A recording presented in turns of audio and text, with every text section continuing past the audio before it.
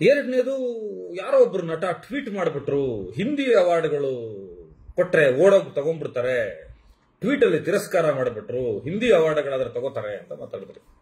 ನಿಮಗೊಂದು ಮಾತು ಹೇಳ್ತೀನಿ, ನೀವು ಮಾತಾಡೋದು ಕಿಚ್ಚ ಸುದೀಪ ಅವ್ರ ಬಗ್ಗೆ. ಅವ್ರ ಹೆಸರನ್ನಾರು ನೀವು ತಗೋಬೋದಾಗಿತ್ತು, ಧೈರ್ಯ ಮಾಡಿ ತಗೊಂಡಿದ್ರೆ ಚೆನ್ನಾಗಿರೋದು. ಈಗ ಎಲ್ಲರ ಪರವಾಗಿ ಒಂದು ಸಮಗ್ರವಾಗಿ ಮಾತನಾಡ್ತಾ ಇದ್ದೀನಿ, ಒಂದೊಂದಕ್ಕೆ ನಿಮಗೆ ಸ್ಪಷ್ಟನೆ ಕೊಡ್ತಾ ಪ್ರತಿಕ್ರಿಯೆಗಳನ್ನು ಕೊಡ್ತಾ ಹೋಗ್ತಾ ಇದ್ದೀನಿ. 2004ರಿಂದ ಕಿಚ್ಚ ಸುದೀಪ್ ಅವರು ಇದುವರೆಗೂ 21 ವರ್ಷಗಳಲ್ಲಿ ಯಾವುದೇ ಅವಾರ್ಡ್ಗಳನ್ನ, ಹಿಂದಿ ಕನ್ನಡ ಯಾವುದೇ ಅವಾರ್ಡ್ಗಳನ್ನ ತಗೊಂಡಿಲ್ಲ. ಯಾಕೆ ಅವಾರ್ಡ್ ತಗೊಂಡಿಲ್ಲ? ಮೊದಲನೇದಾಗಿ ಅವರು ಇತ್ತೀಚೆಗೆ ಟ್ವೀಟ್ ಮಾಡಿದ್ದು ಪ್ರಶಸ್ತಿಯನ್ನ ನಯವಾಗಿ ನಿರಾಕರಿಸಿದ್ರು ಬಿಟ್ರೆ ತಿರಸ್ಕರಿಸಿದ್ದಲ್ಲ. ಹೇಗೆ ಗೌರವಯುತ ಅಂತ ಡಾಕ್ಟರೇಟ್ ಅನ್ನ ಇನ್ನೂ ಹೆಚ್ಚು ಕೆಲಸ ಮಾಡೋರಿಗೆ, ಸಮಾಜದ ಮುಖವಾಗಿರೋರಿಗೆ ಕೊಡಿ ಅಂತ ಹೇಳಿದ್ರು, ಅದೇ ತರ ಹೇಳಿದ್ರು ಯೂತ್ಸ್ಗೆ, ಯಂಗ್ಸ್ಟರ್ಸ್ಗೆ, ಯುವಕರಿಗೆ ಕೊಡಿ ಅಂತ. ಅದರ ಹಿಂದೆ ಒಂದು ಯೋಚನೆ ಇತ್ತು, ಒಂದಷ್ಟು ಅವಮಾನಗಳಿದ್ವು. ಬಹುಶಃ ನೀವು ಈವಾಗಿರೋ ಪಕ್ಷದವರೇ ಮಾಡಿದ್ರು ಅಂತ ಕಾಣುತ್ತೆ. ರಂಗ SSLC ಸಿನಿಮಾಗೆ ಅವಾರ್ಡ್ ಬರಬೇಕಾಗಿರುತ್ತೆ, ಸ್ಟೇಟ್ ಅವಾರ್ಡ್. ಅದರ ಹಿಂದಿನ ದಿನ ಒಂದು ಅಧಿಕೃತ ಪತ್ರ ಬರುತ್ತೆ ಅವರಿಗೆ ಸರ್ಕಾರದ ಕಡೆಯಿಂದ, ಕಿಚ್ಚ ಸುದೀಪ್ ಅವರಿಗೆ. ಏನಂತ ಬರುತ್ತೆ? ನಿಮಗೆ ರಾಜ್ಯೋತ್ಸವ ಪ್ರಶಸ್ತಿ ಬಂದಿದೆ ಅಂತ. ಆದರೆ ಮರುದಿನ ಬೇರೆಯವ್ರಿಗೆ ಅವಾರ್ಡ್ ಹೋಗಿರುತ್ತೆ. ಎರಡನೇದು, ಜಸ್ಟ್ ಮಾತ್ಮತ್ತಲ್ಲಿ ಕಾರ್ಯಕ್ರಮಕ್ಕೆ ಅವಾರ್ಡ್ ಕಮಿಟಿಯಲ್ಲಿ ಇದ್ದವರೇ ಫೋನ್ ಮಾಡ್ತಾರೆ, ನಿಮಗೆ ಅವಾರ್ಡ್ ಕೊಡ್ತಾ ಇದೀವಿ ಅಂತ. ಆಗ್ಲೂ ಮರುದಿನ ಬೇರೆಯವ್ರಿಗೆ ಅವಾರ್ಡ್ ಹೋಗುತ್ತೆ. ಈ ಅವಾರ್ಡ್ ಅನ್ನೋದಿದೆಯಲ್ಲ, ರಾಜ್ಯೋತ್ಸವ ಪ್ರಶಸ್ತಿ, ಸರ್ಕಾರ ಕೊಡಮಾಡುವ ಪ್ರಶಸ್ತಿಗಳಿದೆಯಲ್ಲ, ಅದು ಅಸಹ್ಯ ಹುಟ್ಟಿಸುವಷ್ಟು, ರೇಜಿಗೆ ಹುಟ್ಟಿಸುವಷ್ಟು ಲಾಭಿಗಳಿಂದ ಕೂಡಿದೆ. ಯಾಕೆ ಸ್ವಾಮಿ ನೀವು 2024ರ ತನಕ ಇನ್ನೂ ಅವಾರ್ಡ್ಗಳನ್ನೇ ಕೊಟ್ಟಿಲ್ಲ, ಹಾಗೆ ಕೂತಿದ್ದೀರಾ? ಯಾಕೆ ಸಬ್ಸಿಡಿಗಳು ಕೊಟ್ಟಿಲ್ಲ? ದಯವಿಟ್ಟು ಹೋಗಿ ಶಾಸಕರು, ನೀವು ಹೋಗ್ಬಿಟ್ಟು ಏನೇನು ರಾಜಕೀಯ ನಡೆಯುತ್ತೆ, ಏನೇನು ಅಸಹ್ಯವಾದ ಲಾಭಿಗಳು ನಡೀತವೆ, ಸ್ಟೇಟ್ ಅವಾರ್ಡ್ ಅಂದ್ರೆ ಎಷ್ಟು ಅಸಹ್ಯ ಆಗಿದೆ, ಯಾಕೆ ಸೂಕ್ಷ್ಮವಾದ ಕಲಾವಿದರುಗಳು ಸ್ಟೇಟ್ ಅವಾರ್ಡ್ಗಳನ್ನ ತಗೊಳ್ಳೋದೇ ಇಲ್ಲ? ಯಾಕೆ ಅವರ ಅವಾರ್ಡ್ ಫಂಕ್ಷನ್ಗಳಿಗೆ ಬರಲ್ಲ? ಯಾಕೆ ಅವಾರ್ಡ್ಗಳು ಅಂದ್ರೆ ಅಷ್ಟು ಅಸಹ್ಯ ಪಡ್ತಾರೆ ಅನ್ನೋದನ್ನ ಹೋಗಿ ವಿಚಾರಿಸಿ ನೋಡಿ. ಅವಾರ್ಡ್ಗಳಿಗೆ ಸಂಬಂಧಪಟ್ಟಂತೆ ಯಾಕೆ ಕೋರ್ಟ್ಗಳಿಗೆ ಹೋಗುತ್ತೆ, ಯಾಕೆ ಲಾಬಿಗಳು ನಡೆಯುತ್ತೆ, ಎಂತ ಜಾತಿ ವ್ಯವಸ್ಥೆ ನಡೆಯುತ್ತೆ, ಇನ್ನೊಂದು ನಡೆಯುತ್ತೆ ಅಂತ ನೋಡಿ. ಸಾಹಸ ಸಿಂಹ ವಿಷ್ಣುವರ್ಧನ್ ಅವರಿಗೆ ಒಬ್ರು ಫೋನ್ ಮಾಡ್ತಾರೆ, ನಿಮಗೆ ಅವಾರ್ಡ್ ಕೊಡಿಸ್ತಾ ಇದೀವಿ ಅಂತ. ಒಬ್ಬರು ಪತ್ರಕರ್ತರು, ಇಡಿಯಟ್, ಫೋನ್ ಇಡೋ, ನೀನೇ ನನಗೆ ಅವಾರ್ಡ್ ಕೊಡಿಸೋದು ಅಂತ ಅವಾರ್ಡ್ ತಿರಸ್ಕಾರ ಮಾಡ್ತಾರೆ. ಇದು ದೊಡ್ಡ ಲಾಭಿಗಳಿದೆ. ನಿಮ್ ಯೋಗ್ಯತೆಗೆ ಇನ್ನೂ ಸಬ್ಸಿಡಿ ಕೊಡಕ್ಕಾಗಿಲ್ಲ, ಅವಾರ್ಡ್ಗಳನ್ನ 2023 ತನಕ ಕಂಪ್ಲೀಟ್ ಮಾಡಕ್ಕಾಗಿಲ್ಲ, ನೆಟ್ಟಿಗೆ ಒಂದು ಫಂಕ್ಷನ್ ಮಾಡಕ್ ಬರಲ್ಲ.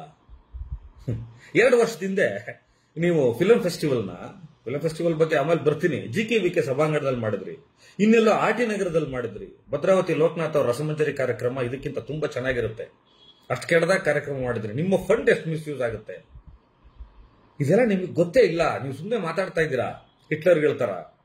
ಅವಾರ್ಡ್ ಕಿಚ್ಚ ಸುದೀಪ್ ಅವರು ತಗೊಳ್ಳೋದಿರೋದಕ್ಕೆ ಕಾರಣ ನಿಮ್ಮದೇ ಸರ್ಕಾರ ಇತ್ತು ಅವಾಗ. ರಂಗ SSLC ಮತ್ತು ಜಸ್ಟ್ ಮಾತಲ್ಲಿ ಸಮಯದಲ್ಲಿ ನೀವು ಮಾಡಿದ ಅವಮಾನಗಳು. ಯಾರಾದ್ರೂ ಇವತ್ತೊಬ್ರು ಅವಾರ್ಡ್ ತಗೊಳ್ಳಲ್ಲ ಅಂತ ಹೇಳಿದ್ರೆ ನಾನು ಅವ್ರನ್ನ ಅಪ್ರಿಶಿಯೇಟ್ ಮಾಡ್ತೀನಿ. ಇವ್ರನ್ನ ಮಾತ್ರ ಅಲ್ಲ, ಯಾವುದೇ ಕಲಾವಿದರಾಗಿರಲಿ. ಯಾಕೆಂದ್ರೆ ಅವಾರ್ಡ್ಗಳು ಆ ಮಟ್ಟಕ್ಕೆ ಹೋಗ್ಬಿಟ್ಟಿದೆ. ಇದು ನಿಮಗೆ ಮಾಹಿತಿ ಇಲ್ಲ. ನಿಮಗೆ ಈಗ ಅವರ ಅಭಿಮಾನಿಗಳು, ನೀವು ಮಂಡ್ಯದಲ್ಲಿ ಹೋದ್ರು ಕೇಳ್ತಾರೆ, ಬೆಂಗಳೂರಿಗೆ ಬಂದರೂ ಕೇಳ್ತಾರೆ, ನೀವು ಎಲ್ಲೇ ಹೋದ್ರೂ ನಿಮಗೊಂದು ಪ್ರಶ್ನೆಯನ್ನು ಕೇಳುವ ಒಂದು ಅಭಿಯಾನ ಶುರುವಾಗುತ್ತೆ. ಅದು ನನ್ನಿಂದ ಶುರುವಾಗ್ತಾ ಇದೆ. 2004ರಿಂದ ಕಿಚ್ಚ ಸುದೀಪ್ ಅವರು ಯಾವ್ಯಾವ ಅವಾರ್ಡ್ ತಗೊಂಡಿದ್ದಾರೆ ನೀವು ಹೇಳ್ಬೇಕು. ಏನೋ ಬಾಯಿ ಬೇದಿ ಮಾಡ್ಕೊಂಡ್ಬಿಟ್ಟಿದ್ದೀರಾ, ಹಿಂದಿ ಅವಾರ್ಡ್ ಕೊಟ್ಟರೆ ಓಡೋಗ್ತಾರೆ, ತಗೋತಾರೆ. ಎಷ್ಟು ರಿಜೆಕ್ಟ್ ಮಾಡಿದ್ದಾರೆ ಅಂತ ನಾನು, ಅದು ನಿರಾಕರಣೆ. ಏನು ಸಮಗ್ರ ಕಾರಣ, ಸಮಚಿತ್ತದಿಂದ ಕಾರಣ ಕೊಟ್ಟು ರಿಜೆಕ್ಟ್ ಮಾಡಿದ್ದಾರೆ, ಅದನ್ನ ನಾನು ನಿಮಗೆ ಮಾಹಿತಿ ಕೊಡ್ತೀನಿ. ಆದ್ರೆ ನೀವು ಯಾವ ಅವಾರ್ಡ್ ಅನ್ನು ತಗೊಂಡಿದ್ದಾರೆ ಅಂತ ನೀವು ಜನರಿಗೆ ಹೇಳದೆ ಹೋದ್ರೆ ಅಲ್ಲಿ ತನಕ ಅವರ ಅಭಿಮಾನಿಗಳು ನಿಮ್ಮನ್ನ ಬಿಡಲ್ಲ. ಇದು ಮೊದಲನೇದಾಗಿ ಹೇಳ್ತಾ ಇದ್ದೀನಿ, ವಿಷಯ ತಿಳ್ಕೊಳ್ಳೋದಲ್ಲೇ ಮಾತಾಡಿದ್ರಿ. ಎರಡನೇದು, ಕನ್ನಡ ರಾಜ್ಯೋತ್ಸವ, ಕನ್ನಡದ ವಿಷಯ ಏನೋ ಒಂದಷ್ಟು ಮಾತಾಡ್ಬಿಟ್ಟಿದ್ದೀರಾ. ನೀವೇನೋ ಕನ್ನಡ ಸಾರಸ್ವತ ಲೋಕಕ್ಕೆ, ಕರ್ನಾಟಕದ ಜನಮಾನಸಕ್ಕೆ ನಿಮ್ಮ ಕೊಡುಗೆ ತುಂಬಾ ಅಪಾರವಾದದ್ದು, ಒಪ್ಕೊಳ್ಳೋಣ. ಬುರ್ಜ್ ಖಲೀಫಾದ ಮೇಲೆ ಹೋಗಿ ಕನ್ನಡ ಬಾವುಟ ಆರಿಸ್ಬರ್ತೀರಾ? ದುಬೈ ಸರ್ಕಾರದಲ್ಲಿ ಜೈಲ್ಗೆ ಹೋಗ್ಬೇಕಾಗುತ್ತೆ ನೀವು. ಅಂಥದ್ದೊಂದು ಸಾಹಸ ಮಾಡಕ್ ಶಕ್ತಿ ಬೇಕು, ಅದಕ್ಕೊಂದು ಕನ್ನಡದ ಅಸ್ಮಿತೆ ಬೇಕು, ತಲೆ ಬೇಕು. ಎಷ್ಟು ಕನ್ನಡದ ಶಾಲೆಗಳ ದತ್ತು ತಗೊಂಡು ನಡೆಸ್ತಾ ಇದ್ದೀರಾ ನೀವು? ಕೋವಿಡ್ ಸಂದರ್ಭದಲ್ಲಿ ಏನೇನು ಮಾಡಿದ್ರು ಕಿಚ್ಚ ಸುದೀಪ್ ಅವರು?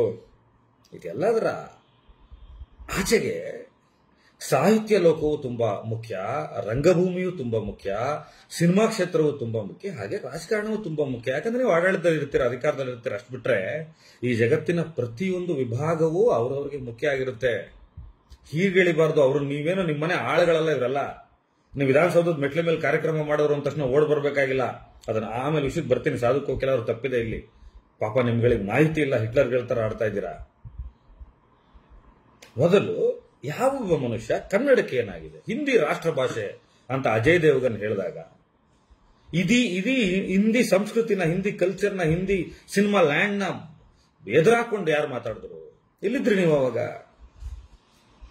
ಮನೆ ಮನೆಗೆ ಕನ್ನಡದ ಬಾವುಟ ಅಭಿಯಾನಗಳನ್ನು ಯಾರು ಮಾಡ್ತಾರೆ? ಯಾರು ಅದಕ್ಕೆ ಪ್ರೋತ್ಸಾಹ ಕೊಡ್ತಾರೆ? ಯಾವ್ಯಾವ ನಟರಿದ್ದಾರೆ? ಕನ್ನಡಕ್ಕೆ ಅವ್ರ ಕೊಡುಗೆಗಳೇನಿರುತ್ತೆ? ಕನ್ನಡದಿಂದಾನೇ ಇವರೆಲ್ಲ ಬೆಳೆದಿರೋದು. ಕನ್ನಡಕ್ಕಿಂತ ದೊಡ್ಡವ್ರು ಯಾರು ಅಲ್ಲ.